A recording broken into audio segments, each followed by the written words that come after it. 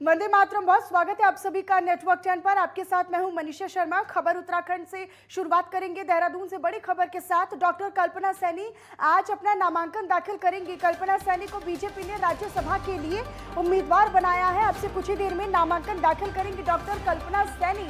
नामांकन के दौरान बीजेपी के कई दिग्गज नेता भी इस दौरान मौजूद रहेंगे। मदन कौशिक, सीएम पुष्कर सिंह धामी, दुष्यंत गौतम भी इस दौरान मौजूद रहेंगे। रेखा वर्मा, संगठन महामंत्री अजय कुमार भी शामिल रहेंगे। और इसलिए हम ये बार बार कह रहे हैं कि कल्पना सैनी का राज्यसभा के लिए चुना जाना बेहद ही अहम और महत्वपूर्ण है, क्योंकि अन्य पिछड़ा वर्ग आयोग उत्तराखंड के अध्यक्ष हैं, वर्तमान में भी वो अध्यक्ष हैं। और ऐसे में उनको राज्यसभा भेजा जाना बीजेपी की तरफ से अपने आप में अहम और महत्वपूर्ण है। अब से कुछ ही देर में नामांकन दाखिल करेंगे डॉक्टर कल्पना सैनी। आपको बताएं कि इस दौरान बीजेपी के कई दिग्गज भी उनके साथ मौजूद नजर आएंगे। मदन कौशिक, सीएम पुष्कर सिंह धामी उनके साथ नजर आएंगे। रेखा वर्मा, संगठन महामंत्री अजय कुमार भी उनके साथ मौजूद रहेंगे। तो बड़ी जानकारी आपको दे रहे हैं। डॉक्टर कल्पना सैनी आज अपना नामांकन भरेंगी। राज्यसभा से उनको चुनाव के लिए बीजेपी ने उम्मीदवार बनाया है। अब से कुछ ही देर में नामांकन दाखिल करेंगी डॉक्टर कल्पना सैनी। नामांकन के दौरान बीजेपी के कई दिग्गज नेता भी उनके साथ मौजूद रहेंगे। मदन कौशिक, सीएम पुष्कर सिंह धामी, दुष्यंत गौतम भी उनके साथ मौजूद रहेंगे। और उनके अलावा रेखा वर्मा, संगठन महामंत्री अजय कुमार भी उनके साथ शामिल रहेंगे इस दौरान। तो नामांकन प्रक्रिया में कुछ ही देर में वो नामांकन दाखिल करेंगी। नामांकन प्रक्रिया शुरू होगी। देहरादून से बड़ी जानकारी आपको दे रही हैं। डॉक्टर कल्पना सैनी आज अपना नामांकन दाखिल करेंगी। राज्यसभा के चुनाव 10 जून को होने हैं। उससे पहले बीजेपी ने अपने सभी उम्मीदवारों के नामों का ऐलान कर दिया है और उनमें से एक है डॉक्टर कल्पना सैनी, जो कि उत्तराखंड में अन्य पिछड़ा वर्ग आयोग की उत्तराखंड अध्यक्ष हैं। और ऐसे में एक बड़ी जिम्मेदारी के तौर पर उनको राज्यसभा में उम्मीदवार बनाया गया है। और अब से कुछ ही देर में नामांकन भी दाखिल करेंगी डॉक्टर कल्पना सैनी। और उनके साथ तमाम जो बीजेपी के बड़े और दिग्गज नेता हैं वो भी मौजूद रहेंगे। मदन कौशिक, सीएम पुष्कर सिंह धामी, दुष्यंत गौतम उनके साथ मौजूद रहेंगे। नामांकन प्रक्रिया के दौरान रेखा वर्मा भी मौजूद रहेंगी। तो संगठन कार्य मंत्री आपको बताएं कि अजय कुमार भी उनके साथ मौजूद रहेंगे। बीजेपी ने राज्यसभा के लिए उम्मीदवार डॉक्टर कल्पना सैनी को बनाया है। थोड़ी देर में नामांकन दाखिल करेंगी डॉक्टर कल्पना सैनी। लेकिन इस दौरान नामांकन प्रक्रिया के दौरान बीजेपी के कई और दिग्गज नेता भी मौजूद रहेंगे। मदन कौशिक, सीएम पुष्कर सिंह धामी, दुष्यंत गौतम इनके साथ मौजूद रहेंगे। और इनके अलावा रेखा वर्मा, संगठन महामंत्री अजय कुमार भी मौजूद रहेंगे। ये तमाम वो बड़े नाम हैं, बड़े दिग्गज नेता हैं जो इस दौरान मौजूद रहेंगे नामांकन प्रक्रिया में। अब से कुछ ही देर में शुरू हो जाएगी नामांकन प्रक्रिया।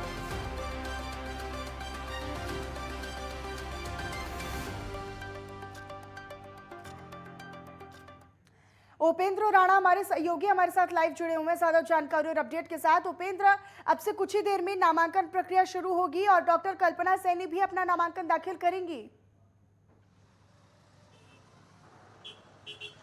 बिल्कुल, जिस प्रकार से जो है 2 बजे का समय जो है रखा गया था राज्यसभा के लिए, जो उम्मीदवार भारतीय जनता पार्टी की ओर से जो रखी गई है डॉक्टर कल्पना सैनी, वो कुछ ही देर बाद विधानसभा में पहुंचेंगे और वहां पर जो है अपना नॉमिनेशन जो है वो भरेंगे। वहां पर भाजपा के तमाम बड़े जो नेता हैं वो मौजूद रहेंगे, साथ ही कई सारे विधायक वो वहां पर मौजूद रहेंगे। हालांकि अभी जो है डॉक्टर कल्पना सैनी विधानसभा में नहीं पहुंची है। कुछ ही देर बाद बताया जा रहा है कि कुछ ही देर बाद जो है डॉक्टर कल्पना सैनी जो है वो विधानसभा में पहुंचेंगी। तमाम जो तैयारी नॉमिनेशन को लेकर जो है वो विधानसभा में जो है वो पूरी कर दी गई है। और जिस प्रकार से इस बार ये देखा जा रहा है कि इस बार पहली बार यह होगा कि जिस प्रकार से नॉमिनेशन करने के बाद अगर यहाँ पर राज्यसभा की सीट भारतीय जनता पार्टी जीतती है तो पहली बार होगा कि प्रदेश में 5 सांसदों के साथ 3 राज्यसभा सांसद जो है इस बार भारतीय जनता पार्टी की झोली में जो है वो जाने वाली, क्योंकि माना यह जा रहा है कि निर्विरोध तरीके से जो है जिस प्रकार से डॉक्टर कल्पना सैनी को जो है राज्यसभा का टिकट जो है वो मिला है, और ऐसे में कोई भी विपक्ष से कोई भी कैंडिडेट जो है उनके सामने जो है वो नहीं रखा गया है। तो ऐसे में साफ है कि उनकी जीत निश्चित मानी जा रही है। तो ऐसे में अन्य पिछड़ा वर्ग आयोग उत्तराखंड के अध्यक्ष हैं वो, और ऐसे में बहुत बड़ी जिम्मेदारी के तौर पर उन्हें राज्यसभा की भेजने की तैयारी बीजेपी की तरफ से है। बिल्कुल अन्य पिछड़ा वर्ग आयोग की वो प्रदेश अध्यक्ष हैं और जिस प्रकार से एक महिला कैंडिडेट भी हैं, साथ ही ये भी देखा जा रहा है कि अगर राजनीतिक दृष्टि से अगर देखा जाए तो ये माना जा रहा है कि जिस प्रकार से वो हरिद्वार जिले के रुड़की से वो बिलोंग करती है और ये माना जाता है कि काफ़ी पिछड़ा जो है वहाँ पर भारतीय जनता पार्टी रही है और काफ़ी अच्छा जो है उनका वहाँ पर रिजल्ट नहीं रहा है। तो ऐसे में ये साफ है कि कहीं ना कहीं ओबीसी बहुल्य क्षेत्र के जो लोग हैं उनको साधने की कोशिश जरूर यहाँ पर भारतीय जनता पार्टी की ओर से किया गया। इसका असर जो जरूर आने वाले चुनावों में जो है वो देखने को मिल सकता है। जो निकाय चुनाव 2023 में होने हैं या 2024 की लोकसभा चुनाव की अगर बात की जाए तो यहाँ पर इसका खासा असर जो है वो देखने को मिल सकता है। रुड़की की बात की जाए या उत्तराखंड के उधम सिंह नगर की बात की जाए तो यहाँ पर जो ओबीसी बहुल्य क्षेत्र के जो लोग हैं उन पर काफी असर जो है वो देखने को मिल सकता है। आने वाले चुनाव में इसका काफी असर देखने को मिल सकता है। यानी उपेंद्र, साफ तौर पर माना जाए कि आने वाले जो चुनाव है, खासतौर पर 2024 लोकसभा चुनाव, उनको लेकर कहीं ना कहीं तैयारी है। 2024 को ध्यान में रखते हुए ये सभी नाम फाइनल किए गए हैं, तय किए गए हैं।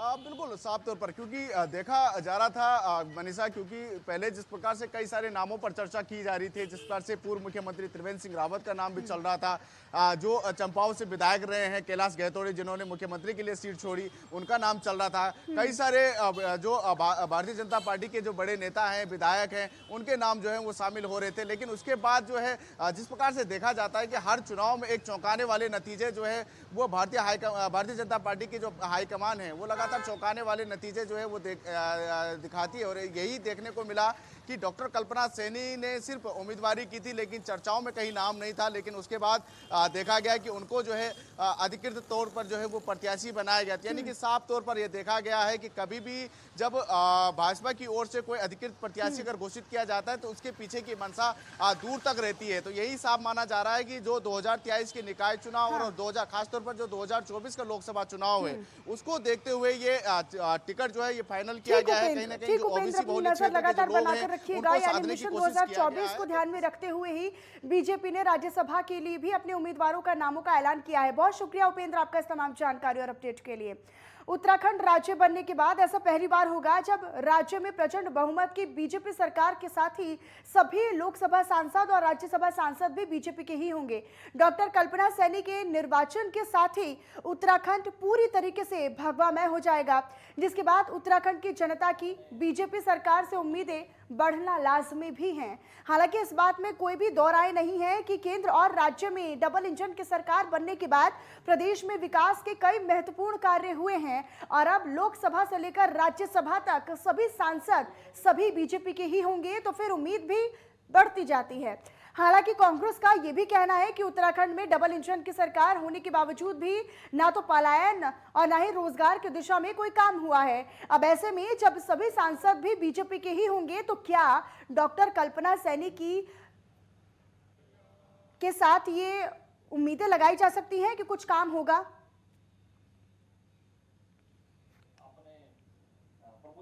श्रीमान नरेंद्र मोदी जी, जिनका उत्तराखंड से विशेष लगाव रहा है और उत्तराखंड, मैं सोचता हूँ उत्तराखंड और अधिक फलेगा फूलेगा और अधिक विकसित होगा और जिस तरह से एक भगवा में हुआ है उसका जनता को, उत्तराखंड की जनता को विशेष लाभ मिलने वाला है। सारे सांसद मिलकर, ये सारी सरकार मिलकर कुछ राज्य के हित में काम करेंगे। जो सबसे बड़ा काम राज्य के हित में है वो पलायन रोकने का है, उस दिशा में कुछ कदम उठाएंगे। बेरोजगारी को दूर करने की दिशा में कुछ काम उठाएंगे। राज्य के आर्थिक संसाधन बढ़ाने की दिशा में कुछ काम उठाएंगे।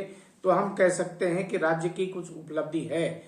आप देखें कि जीएसटी लागू होने के बाद राज्य को 5 से 6 हजार करोड़ का प्रतिवर्ष नुकसान हो रहा है।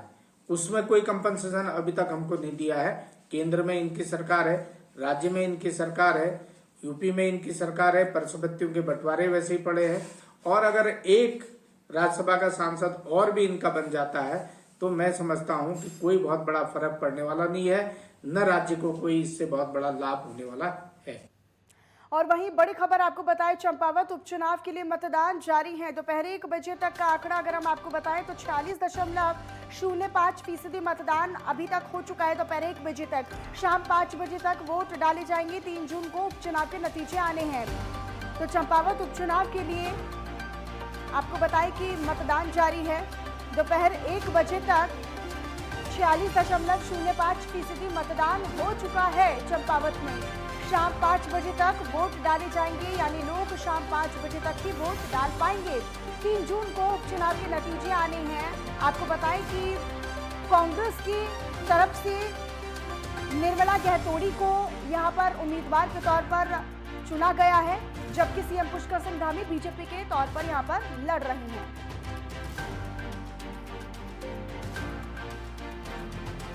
योगेश सेमवाल हमारे सहयोगी इसी खबर पर ज्यादा जानकारी के और अपडेट के साथ हमारे साथ लाइव जुड़े हुए हैं। योगेश, उपचुनाव में अभी भी मतदान जारी है। दोपहर 1 बजे के आंकड़े की अगर बात करें तो 46.05 अभी मतदान हो चुका है। अभी ताजा स्थिति क्या है, किस तरह की तस्वीरें हैं, दर्शकों को दिखाइए।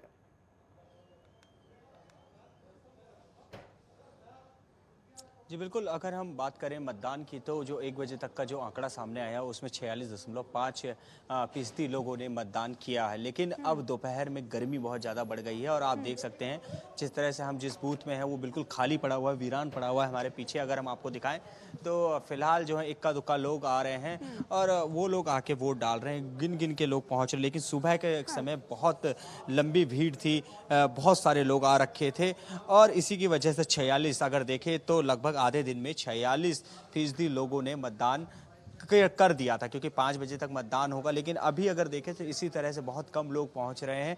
और सबसे बड़ी बात यह है कि जब हम बात करते हैं चंपावत विधानसभा की तो चंपावत विधानसभा 2 पहाड़ी और मैदानी दोनों क्षेत्रों से मिलकर बनी हुई है। वोटर जो है वो पहाड़ी से ज़्यादा वोटर थोड़ा ज़्यादा नहीं बोलेंगे, लेकिन थोड़ा ज़्यादा वोटर जो है वो मैदानी क्षेत्रों में है। और इस वजह से मैदानी क्षेत्रों में वोटिंग परसेंटेज अगर देखा जाए तो वो कितना हुआ है वो तो बाद में पता चलेगा। लेकिन इतना जरूर है कि जितने लोगों ने ज्यादा से ज्यादा लोगों ने सुबह वोट डाल दिया, क्योंकि गर्मी बहुत ज्यादा है, उमस बहुत ज्यादा है, तो दिन में लोग नहीं निकलते। लेकिन जब हम मैदानी थम जाएंगे वोट डलने, और ऐसे में क्या माना जाए, क्या कितनी बढ़ोतरी और फीसदी में हो सकती है, कितने आंकड़े और बढ़ सकते हैं मतदान के?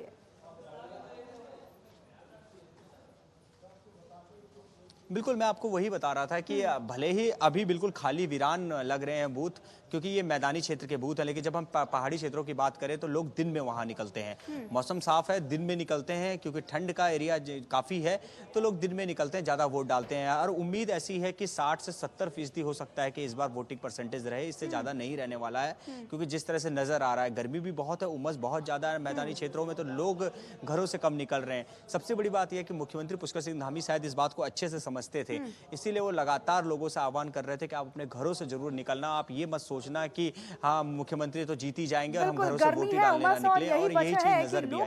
सुबह ठीक-ठाक संख्या में लोग निकले, लेकिन उसके बाद उसको नजरअंदाज कर रहे हैं और बाहर निकलने से बच रहे हैं। और यही कारण है कि कहीं ना कहीं उसका जो इफेक्ट है, उसका जो प्रभाव है, वो मतदान के आंकड़ों पर भी देखने को मिल रहा है। अपनी नजर योगेश लगातार बनाकर रखिएगा, आगे भी आपसे जानकारी लेते रहेंगे। बहुत शुक्रिया आपका इस तमाम जानकारी और अपडेट के लिए। वक्त एक छोटे से ब्रेक का है, फौरन लौटेंगे।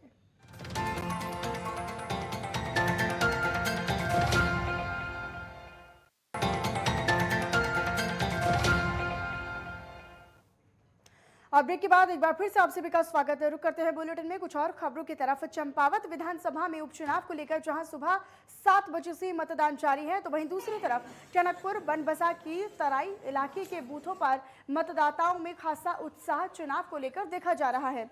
आपको ये भी पता है कि मतदान के दिन बीजेपी प्रत्याशी और 2 मुख्यमंत्री उत्तराखंड पुष्कर सिंह धामी ने भी टनकपुर बनबसा के कई बूथों पर भ्रमण कर मतदाताओं से मुलाकात की और इसी अवसर पर उन्होंने मतदाताओं से मतदान की भी अपील की। इसके बाद मुख्यमंत्री पुष्कर सिंह धामी खटीमा के लिए रवाना हो गए। वहीं इस दौरान सीएम धामी ने मीडिया से रूबरू होते हुए ये कहा कि उन्हें चंपावत विधानसभा की जनता का अपार प्यार मिल रहा है और चंपावत की जनता प्रधानमंत्री नरेंद्र मोदी पर अपनी आस्था व्यक्त कर चंपावत विधानसभा से उन्हें भारी मतों के साथ जिताने का संकल्प ले चुकी है। शाम होते होते जहां मतदान का भी इस बार विधानसभा में रिकॉर्ड बनेगा। भावनाओं पर कोशिश करेंगे कि हम खरे उतरे और हमारा राज्य जो ये मातृशक्ति का राज्य है, मातृशक्ति ने इस राज्य को बनाने में अपना बहुत बड़ा योगदान दिया है। उनकी अपेक्षाओं पर, उनकी आशा और विश्वास जो भी उनका है, उसको जैसे आज हमारे देश के प्रधानमंत्री मोदी जी के नेतृत्व में सारे काम हो रहे हैं, सारा नया विजन तैयार हो रहा है, नया एक कार्य व्यवहार आया है, नई कार्य संस्कृति आई है, मातृशक्ति को आगे बढ़ाया जा रहा है। कल ही हमने राज्यसभा के लिए डॉक्टर कल्पना सैनी जी का हमारे यहाँ चयन हुआ है प्रत्याशी के रूप में। मातृशक्ति को आगे बढ़ाने की एक बहुत बड़ी पहल है। राज्य बनने के बाद पहली बार राज्यसभा की उत्तराखंड से किसी को जो है महिला के रूप में आगे किया गया है, महिला को चुना गया है। इसी प्रकार से पहली महिला स्पीकर भी हमारी सरकार में इसी समय बनी है, इस कालखंड में बनी है। तो निश्चित रूप से हम इन सभी संभावनाओं पर और यहाँ की देशतुल्य जनता जो भी हमसे आशा करती है, हम विश्वास दिलाते हैं कि हम उसको आगे बढ़ेंगे। और वहीं उत्तराखंड में चंपावत विधानसभा के उपचुनाव के लिए मतदान प्रक्रिया जारी है। वहीं इस दौरान खुद मुख्यमंत्री पुष्कर सिंह धामी भी अलग अलग बूथों पर जाकर जायजा लेने पहुंच रही हैं। देखिए हमारे संवाददाता योगेश सेमवाल की खास रिपोर्ट। सभी अपने मतदाताओं से मिले और सब व्यवस्थाओं को भी देख रहे हैं, ठीक प्रकार से मतदान हो रहा है, शांतिपूर्ण मतदान हो रहा है और एक अच्छा लोगों में उत्साह है सभी लोगों में कि सब लोग अपना मत देना चाहते हैं और मताधिकार का प्रयोग करना चाहते हैं। मैं सभी मतदाता भाई बहनों का सबका धन्यवाद करता हूं कि वो बड़ी संख्या में आ रहे हैं और शाम तक जो है आज मतदान के सारे रिकॉर्ड तोड़ेंगे, मैं उनसे अपेक्षा करता हूं। और मतदान उत्सव का ये दिवस सभी के लिए जो है एक बहुत उत्साह का दिवस है। महिलाएं बहुत बाहर निकली हैं सर सुबह से ही और बड़ी उम्मीदें लेकर वो निकली हैं, कह रही मुख्यमंत्री जी हमारे यहाँ से चुने जाएंगे तो बहुत कुछ करेंगे। निश्चित रूप से उत्तराखंड राज्य हमारा मातृशक्ति ने बनाया है और हम लोग अपनी मातृशक्ति के जो भी उनकी भावनाएं हैं, जो उनकी अपेक्षाएं हैं, उन सभी पर काम करेंगे, उन सब पर खरा उतरने की कोशिश करेंगे। मुख्यमंत्री पुष्कर सिंह धामी बूथों पे लगातार जा रहे हैं और देख रहे हैं कि बूथों पर स्थिति कैसी है, खुद जायजा ले रहे हैं और लगातार वो जायजा ले रहे हैं। उनके साथ पूर्व विधायक भी मौजूद हैं और वो जायजा ले रहे हैं कि किस तरह की स्थिति है। अलग अलग बूथों में जा रहे हैं और सुबह से ही वो लगातार बूथों में जा रहे हैं और अभी भी वो एक बूथ पर पहुंचे हैं। आप देख सकते हैं कि बूथ पर जैसे ही वो पहुंचे तो पूरे जायजा ले रहे हैं, अधिकारियों से जानने की कोशिश कर रहे हैं कि स्थिति कैसी है, क्या सब कुछ सामान्य है। और आप देख सकते हैं कि जिस तरह से मुख्यमंत्री पहुंचे हैं तो लोगों में भी अलग उत्साह है क्योंकि खुद मुख्यमंत्री पुष्कर सिंह धामी का उपचुनाव है और उसको लेकर वो काफी जो है वो उत्साहित भी हैं और जिस तरह से लोग भी उत्साहित हैं वो भी नजर आ रहा है। मेरे सहयोगी नरेंद्र पिमोली के साथ में योगेश सेमवाल, नेटवर्क 10 चंपावत। मुख्यमंत्री पुष्कर सिंह धामी के लिए बीजेपी के पूर्व विधायक कैलाश गहतोड़ी ने अपनी सीट छोड़ी और आज उसी सीट पर उपचुनाव हो रहा है जिसमें सीएम धामी के साथ कैलाश गहतोड़ी भी मौजूद हैं और अलग अलग बूथों पर जाकर जायजा भी लगातार लिया जा रहा है। इस दौरान हमारे संवाददाता योगेश सेमवाल ने पूर्व बीजेपी विधायक कैलाश गहतोड़ी से खास बातचीत की है, देखिए।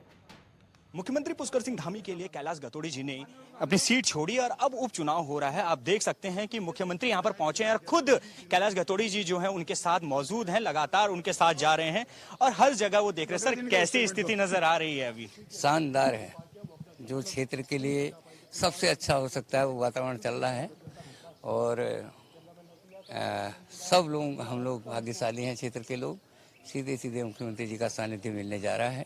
जनता में जबरदस्त जोश है, सारे रिकॉर्ड टूटने वाले हैं।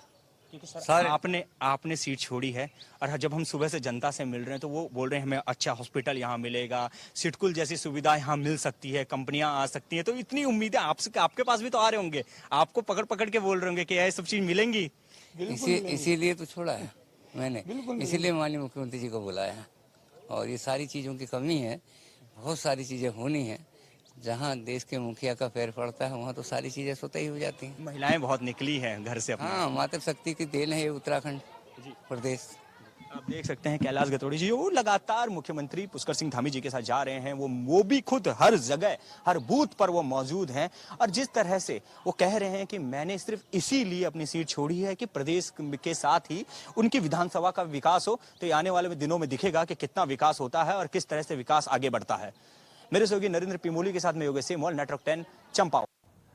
और वहीं रुड़की में ईदगाह चौक स्थित एक होटल में पत्रकारों से वार्ता करते हुए बीजेपी ओबीसी मोर्चा के प्रदेश अध्यक्ष राकेश गिरी ने ये कहा कि उत्तराखंड में राज्यसभा सीट पर बीजेपी ने डॉक्टर कल्पना सैनी को टिकट देकर समस्त ओबीसी समाज का मान बढ़ा दिया है।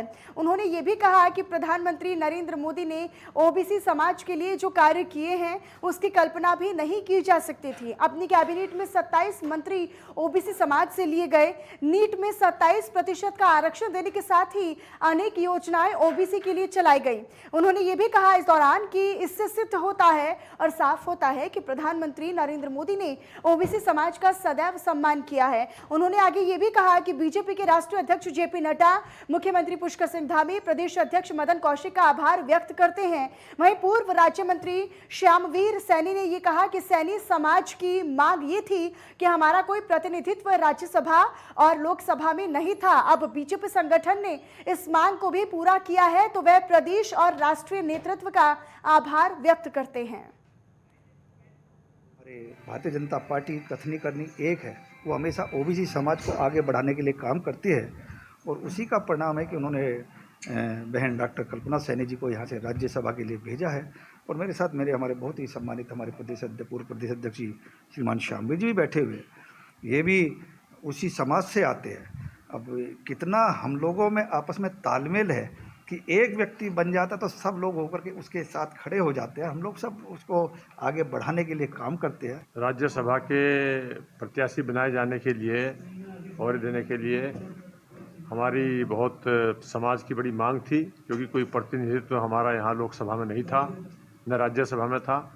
और काफ़ी समय के बाद केंद्रीय नेतृत्व ने इस मांग पर हमारी विचार करते हुए और डॉक्टर कल्पना सैनी जी को भेजा है। हम पूरे पार्टी नेतृत्व का दिल की गहराई से स्वागत करते हैं। आम आदमी पार्टी ने सरकार की मंशा पर सवालिया निशान खड़े करते हुए बजट सत्र पर सरकार को घेरने की कोशिश की है। उन्होंने इस दौरान ये कहा कि बजट सत्र गैरसैंण में आयोजित करने की सरकार पहले घोषणा कर चुकी थी, लेकिन अब गैरसैंण में ये बजट सत्र नहीं किया जा रहा है। उन्होंने ये भी कहा आगे की सरकार अनाप शनाप घोषणाएं करती है, सरकार को गैरसैंण में हुए खर्च का हिसाब देना चाहिए। उन्होंने आगे ये भी कहा कि गैरसैंण का डंका पीटने वाली सरकार अब गैरसैंण में ही सत्र आयोजित कराने से पीछे हट रही है और इसके लिए सरकार को प्रदेश की जनता को जवाब देना होगा। उत्तराखंड का दुर्भाग्य देखिए कि जिस गैरसैंण को भारतीय जनता पार्टी की पिछली सरकार ने ग्रीष्मकालीन राजधानी घोषित कर दिया था, उसमें विधानसभा का ग्रीष्मकालीन सत्र आयोजित करने की घोषणा करने के बाद सरकार ने उस सत्र को गैरसैंण में न करने की घोषणा कर दी। और चलिए फिलहाल इन्हीं तमाम खबरों के साथ खबर उत्तराखंड में बस इतना ही। आप बने रहिएगा नेटवर्क 10 के साथ। जय हिंद।